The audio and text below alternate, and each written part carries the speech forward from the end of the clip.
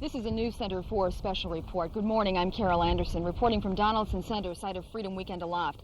There's been an accident at Freedom Weekend Aloft this morning. It apparently came during the key grab competition. That began at 7 o'clock and it's scheduled to end in just a few moments.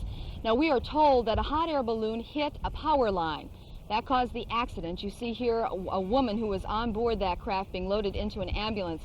We're told at this time that she suffered a broken leg, and as far as we know right now, that is the only injury sustained in this accident. Now, the organizers of Freedom Weekend Aloft have scheduled a news conference. That begins at 9:15 in just a few minutes. That's in the pilot's tent. And once we attend that, we should be able to tell you who the woman was, the extent of the damages, and any other further information that we can provide to you. Here you see the crew loading up the balloon, packing it up, putting it away. Now, there is no speculation on this yet, but after the key grab competition began, the rain kicked up, so did the wind, and it was very difficult, obviously, for pilots to come into Donaldson Center. As I've mentioned, we'll bring you more information as it becomes available to us. I'm Carol Anderson, News Center 4. We interrupt this program for a News Center 4 special report.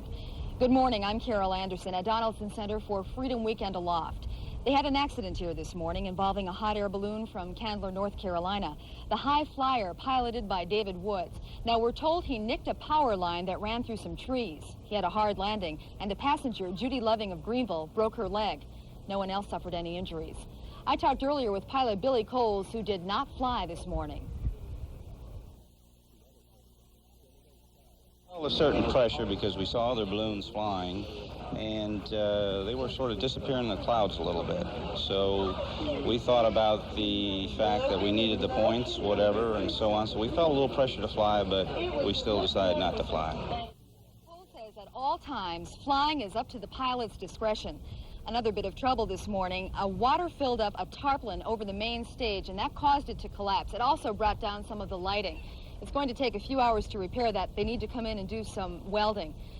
WYFF had planned to do a music video here at Donaldson Center this morning. That's obviously been postponed for the moment. I'm Carol Anderson, News Center 4. We return you now to regular programming.